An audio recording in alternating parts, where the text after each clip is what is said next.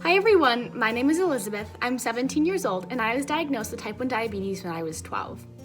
I created this video to help kids and teens with type 1 diabetes and their parents to know that they're not alone. I know personally that there's a lot of information on the internet about how to manage the technical and medical aspects of type 1 diabetes, but what is often not talked about as much is the emotional aspect of managing diabetes. I know that it can be a very difficult disease to cope with, so today you will hear from a few teens sharing their experiences with type 1 diabetes. Hi, I'm Danica and I'm 18 years old and I was diagnosed in August of 2015. My symptoms, I was just drinking a lot of water, going to the bathroom a lot, and losing a little bit of weight, but nothing crazy. So when we went in, we weren't really expecting anything, but then obviously we found out I was diabetic, so I was just confused. I didn't know anything about diabetes or what that meant. But I was at the age where I was gaining more freedom. It was right before 8th grade, and I was able to go to the mall with my friends and just little things like that, and now I kind of felt like I couldn't because I had to stay home and my family was learning and we were just figuring little things out like that. But I told my friends right away. I just texted them after my first doctor appointment, and in person I met with them at school registration and I tried to explain what happened at my doctor appointment that day, but I was still so confused it was kind of hard to tell them.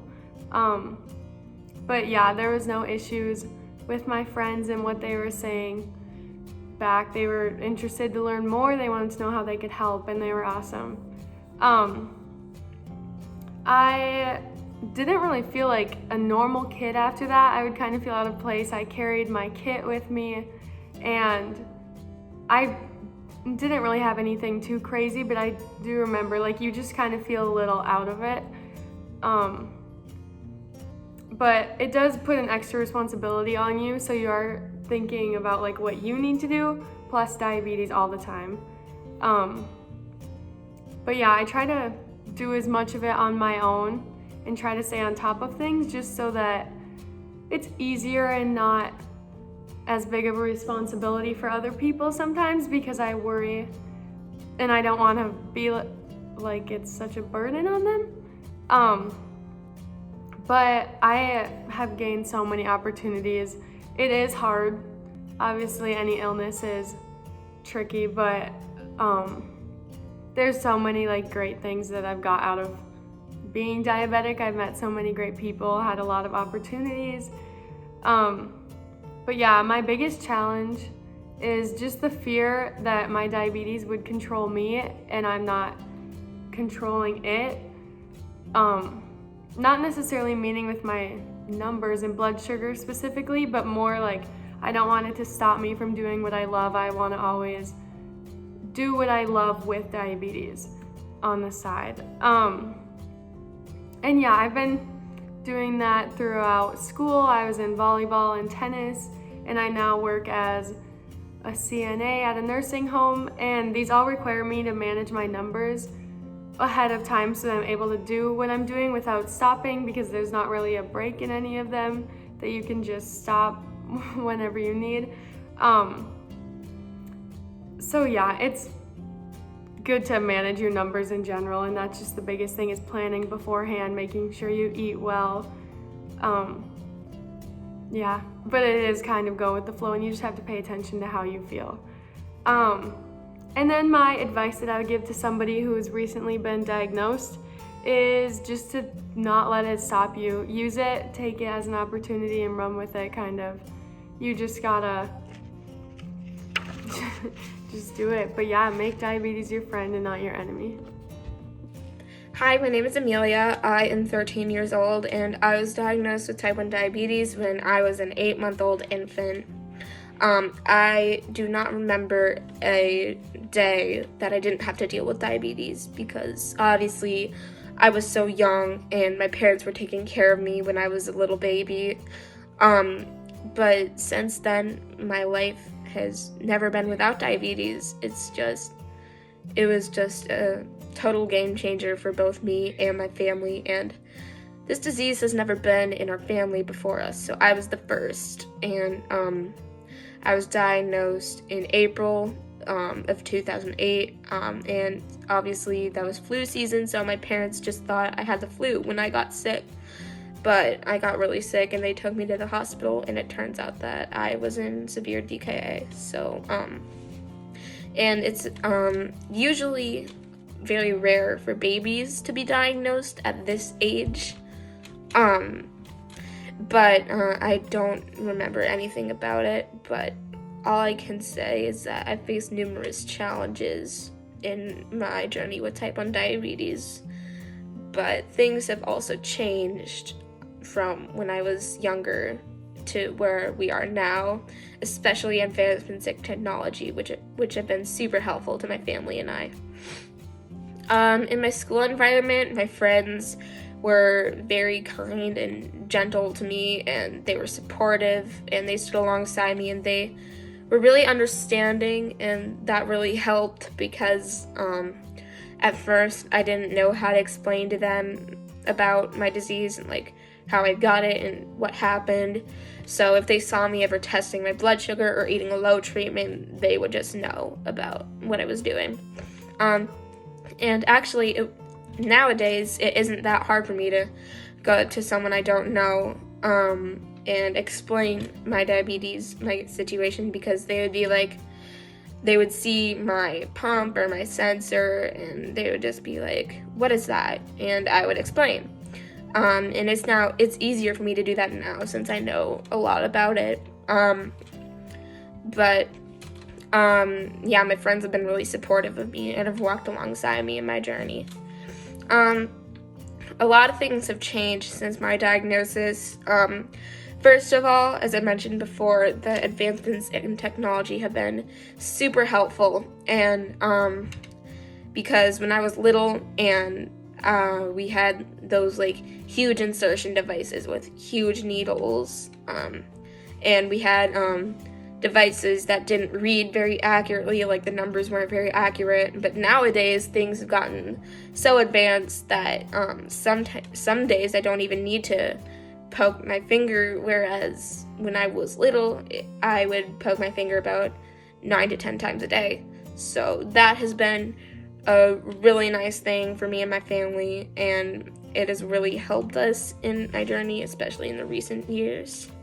I've faced many challenges since my diagnosis, especially people not knowing much about diabetes, and they have told me that, oh, you can't do this because I had diabetes, but I've proved them wrong. I can do anything a normal person does, and some of the things I still do even are I play the violin and piano, I play volleyball, and I also do dance. And any person with diabetes can do it just like any other person who doesn't have it. So you can't let the disease bring you down. You can't let other people tell you that you can't do something other people can do, because you can do that. You can do whatever you set your mind to.